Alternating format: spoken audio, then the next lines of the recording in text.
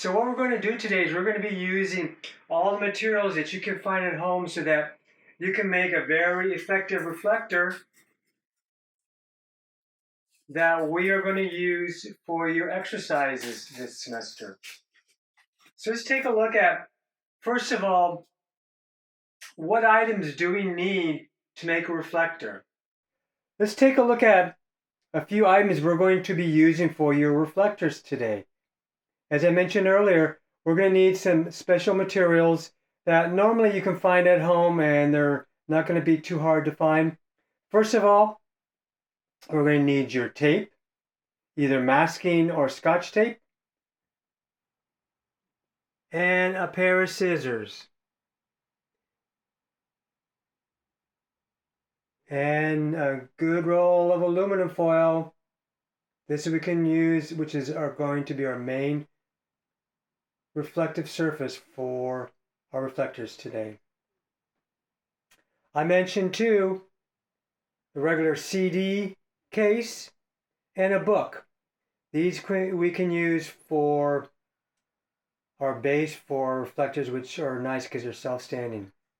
I've included in my items here, they're makeup mirrors, and they're great because they're small, they're compact. So let's go ahead and look at some materials that we can use for the base of our reflector that we're going to apply the aluminum foil. So first of all, just to go over some materials, there's generic whiteboard or blackboard. These I bought at the dollar store for $1, believe it or not. These guys normally, if you go to an art store or to Michael's, they're about $2 or $3. These are great. I have a case of both. They work well.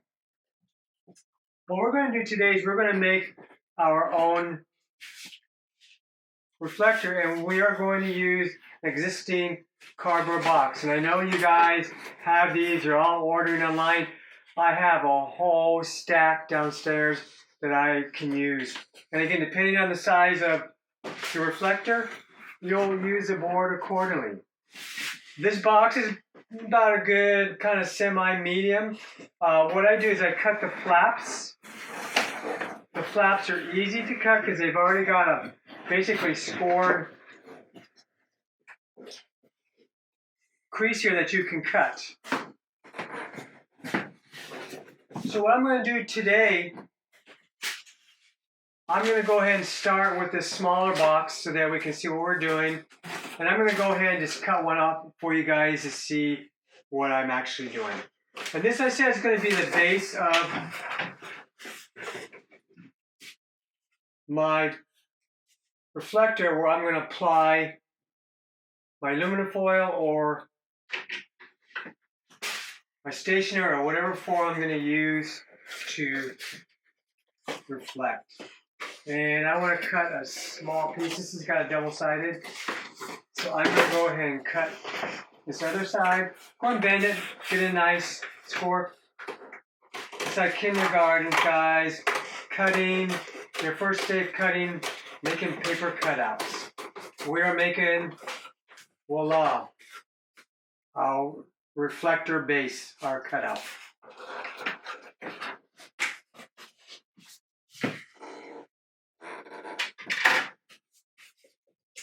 So let's go ahead and get started. First of all, I want to point out a couple of things here. Again, I did mention earlier, but we have a couple mirrors here that we can use for reflectors. These are just small makeup mirrors. They're great because they can come in and they're small and we can really use them for very strong direct light. What's nice about a lot of these mirrors, for instance, this one, it's got a little stand that we can use as a base for our aluminum foil or for our paper or whatever we're going to be using as a reflective surface, and it's actually freestanding. And that's something you're going to have to consider when we go through our next tutorial. I'll show you how we can use some of these devices and some of these different items to work so that they're freestanding and they will stand alone for your reflector.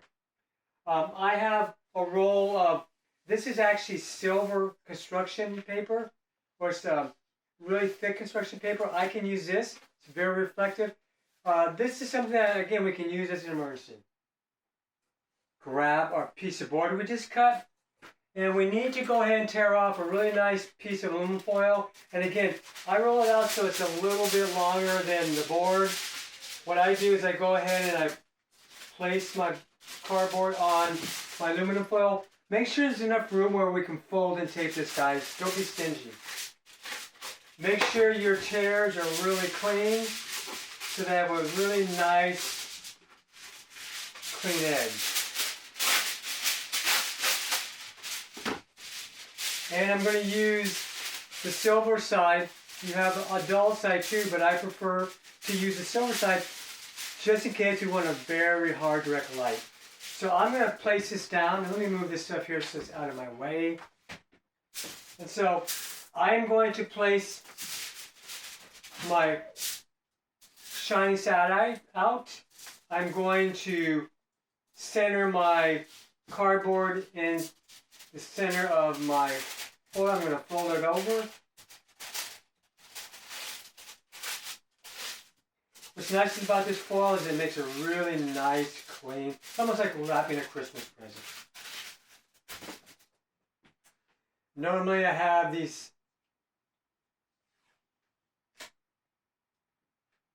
tape pre-cut, and I'm going to do that right now. So I'm just going to cut little strips, guys. I'm using very thick painter's masking tape. You can use Scotch tape as well. Scotch tape, guys, is very sticky. What's nice about the blue painter's masking tape is that it's really light, adhesive, and you can pull it up. Regular masking tape is very good too for this. And so I'm going to do a real quick job too. I'm just going to put in just 3 pieces, since I've got some pretty wide edges here. I can actually overlap my tape. Now I'm going to bend over my other sides, and again I'm going to do a really nice fold. I like my reflectors look nice, so I do a traditional Christmas present fold. Go ahead and tape it. We'll go ahead and we'll fold the other end.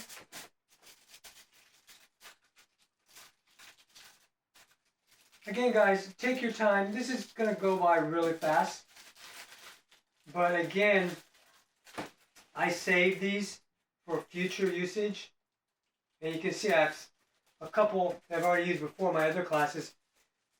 Voila, now we're done. We have a nice clean edge. And this is real similar to these other reflectors I've made, again, over the last couple semesters. I say this because I use these. Even though I have my professional reflectors, again, I have these so I can use these for demonstration and for just times when I need some smaller units to be able to bring in my light. So once I have my reflector, guys, now I have my working source. So I can either, again, if I wanted to, now that I have my surface, I can take and I have a working base for my reflective surface. I can take a piece of stationery paper. I'm just going to do this real quick and dirty, guys. Again, I should have my tape pre-cut, but I didn't have my assistant with me. So I'm going to cut my tape. And again, I'm just going to put one piece here, just for demo.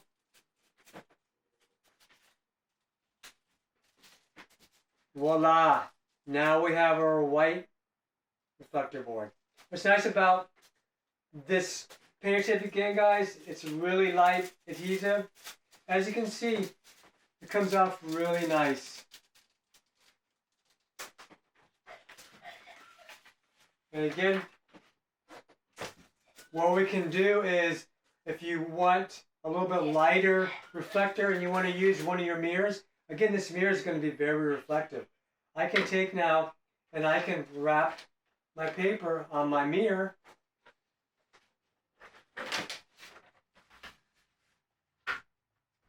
It's a little bit neater because we want to be able to pull this up again.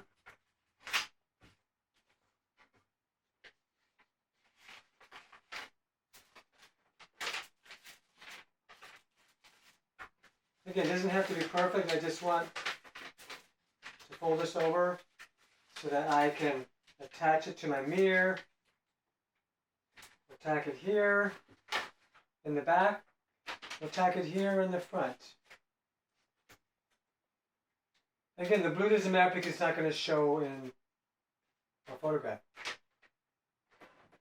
So now we have our self-standing reflector just with a simple piece of paper. And I don't know if you guys can see this, but look how effective this is. If I want to, I can use this as a base.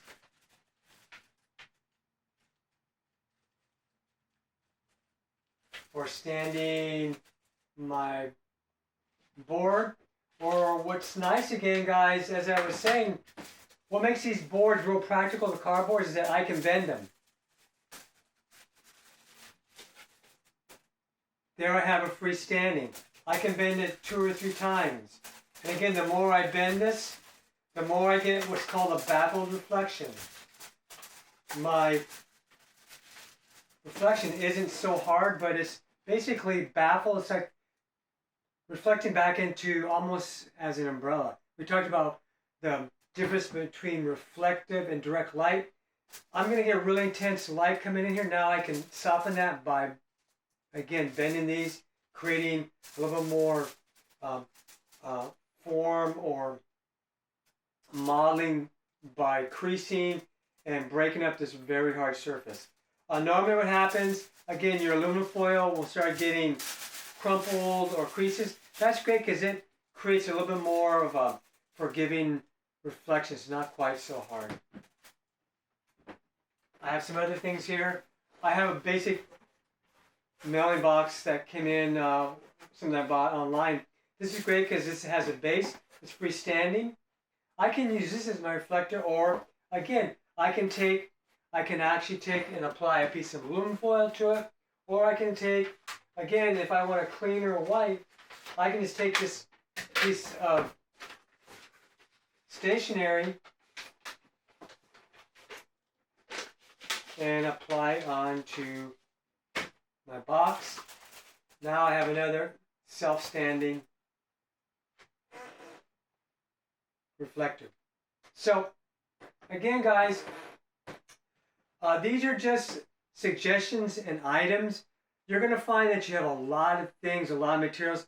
I use paper because it's easy to work with. A lot of people will work with different types of material. As long as they're neutral, whether they're white, gray, or reflective silver, that works for it. Again, the main thing when you create and work with your reflector, you want a neutral reflective surface so you don't get any off-color reflecting back into your scene. And this will happen if you have a color in your scene and you're reflecting off this color. Again, this will create a color shift, or it'll change the color in your photograph, and you don't want that to happen. So again, be conscious of that.